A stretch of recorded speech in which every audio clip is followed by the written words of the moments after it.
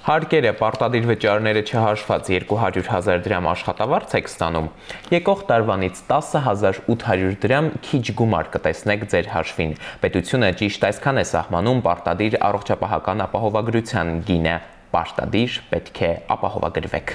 Վերջին տարիների առողջապահական թոփ թեման համակարգի մեգաձեռնարկն էր համընդհանուր ապահովագրությունը։ 2023-ից դեռ պետք է նախապատրաստվեինք, իսկ մինչև 2027 թվականը մեր պետության յուրաքանչյուր քաղաքացու առողջությունը պիտի ապահովագրված լիներ։ Սակայն երբ նախորդ տարի խորհրդարանում սկսվեցին այս տարվա պետբյուջեի քննարկումները, ֆիննախից ազդարարեցին, թե առողջապահական ապահովագրության համար փող չունենք։ Գումարը փաստացի եկող տարվանից ծրագիրը գործարկելու համար գտնվեց։ Նախարարությունը համակարգի ներդրման առաջին փուլի համար այս տարբերակն է առաջարկում։ Սեփական առողջությունն ապահովագրելու համար 200,000 դրամի շեմը հատող աշխատավարձ ստացողները անձամբ կվճարեն, իսկ մինչև 18 տարեկան եւ 65-ից բարձր քաղաքացիների նաեւ առաջին, երկրորդ, երրորդ կարգի հաշմանդամություն կամ 28-ից բարձր անապահովության բալ ունեցողների բեռն իր ուսերին կառնի պետությունը։ Ֆիքսենք, որ բոլորի համար եւ փաթեթը եւ փաթեթի գինը նույնն է ալու։ Սա նշանակում է, որ թե պետության, թե սեփական միջոցների հաշվին Հայաստանի բոլոր քաղաքացիներն այս ծրագրի շրջանակում միևնույն հնարավորություններն են ունենալու։ Հավասարության այս սկզբունքը առողջապահության նախարարությունը պահպանում է նաև հենց աշխատավորների դեպքում, եւ 200,000 եւ ասենք 1 միլիոն դրամ աշխատավարձ ստացողները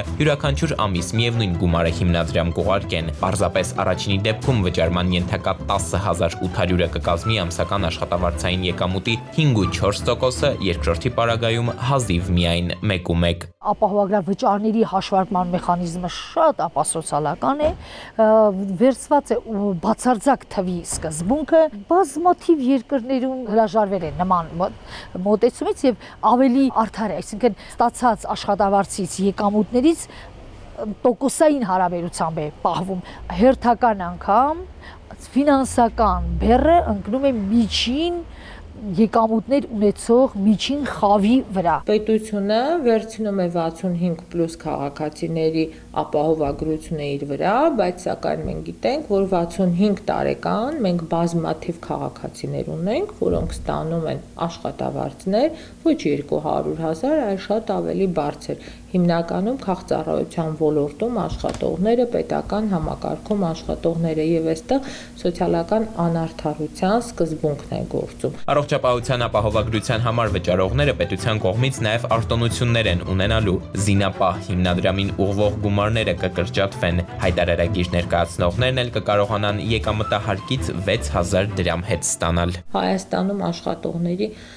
ընդամենը 10-15%-ն է, որ նմանատիպ բաներ չունի, հա, երաշխիքներ չունի, հիպոթեկային վարկեր, ուսման վերադարձի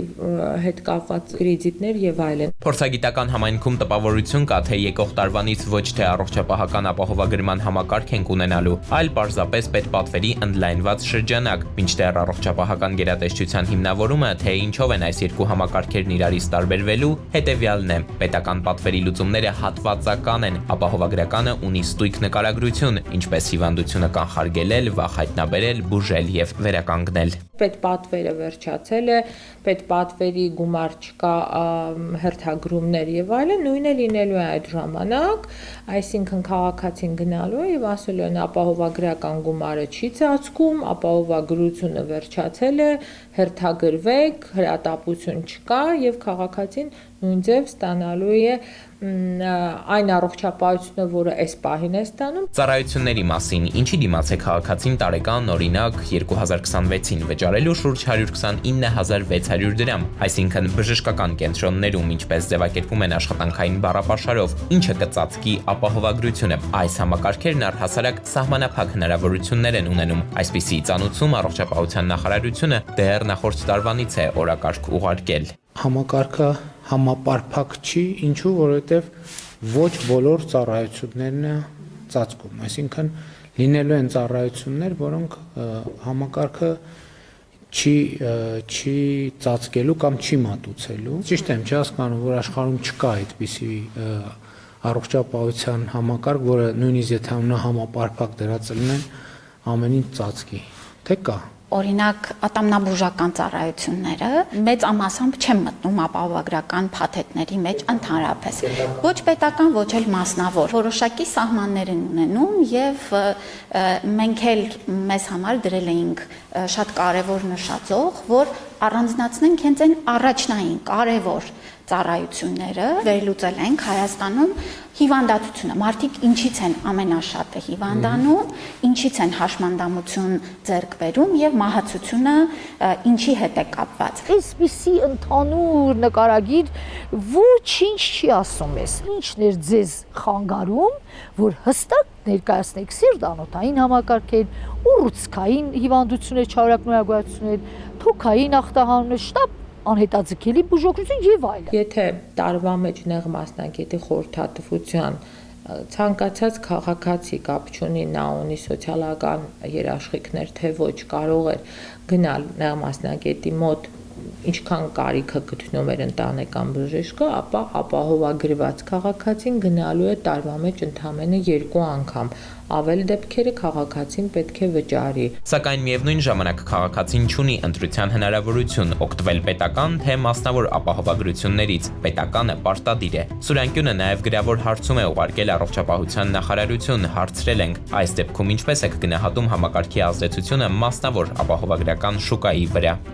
Հայաստանի Հանրապետության համար ներկապահին ընտրվել է առավել արդյունավետ ապահովագրության մոդել։ Առողջապահության նախարարությունը թե նախագծի նախապատրաստական ողջ ընթացքում, թե նաև ապահովագրության ներդրման դեպքում նախատեսում է մասնավոր ապահովագրական ընկերությունների կողմից կազմված առողջության լրացիչ ծառայությունների փաթեթի ձևավորում եւ առաջարկում ապահովագրված անձանց, որը հնարավորություն կտա ապահովագրության սկզբունքին համահունչ մեր քաղաքացիների համար ապահովել ծառայությունների ավելի մեծ շրջանակ։ Կարողանացել ենք եզրակացնել, որ 70%-ի չափով խաչում է առաջանալու պետական ապահովագրության եւ մասնավոր ընկերությունների կողմից առաջարկվող փաթեթների միջև։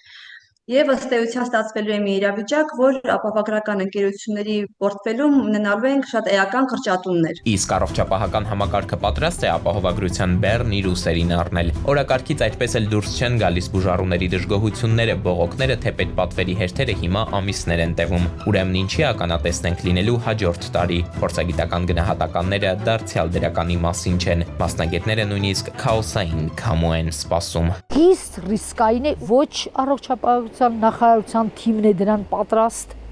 ոչ իրավական կարգավորումներն են համաչափ։ Օրենքը ընդհանրապես դա ողնաշարն է, նրա վրա պետք է միսը, մկանը, արյունը, օրգանը այսպես ստեղծվի, ձևավորվի, որը բավականին ժամանակ է պահանջում։ Նախարարությունից պնդում են բժշկական հետազոտությունների կազմակերպումն ու իրականացումը հիմնվելու են բժշկական գործելակարգերի վրա, իսկ հերթագրումները իրականացվեն կառավարման էլեկտրոնային համակարգերի միջոցով, որը, մեջբերում եմ, հիմա էլ հնարավորություն է տալիս հերթագրումների ժամկետները պահել առավելագույնը 1 ամսվա սահմաններում։ Առողջապահության նախարարության կողմից իրականացվել է առողջապահական ենթակառուցվածքների, մասնագետների եւ սարքավորումների ապահովվածության գնահատում, իսկ Ասիական զարգացման բանկի կողմից մշակվել է նաեւ մաստեր պլան, որի համաձայն թե ներկայում, թե առողջության համընդհանուր ապահովագրության ներդրման ընթացքում շարունակաբար պետք է իրականացվեն առողջապահական հաստատությունների կարողությունների բարելավում։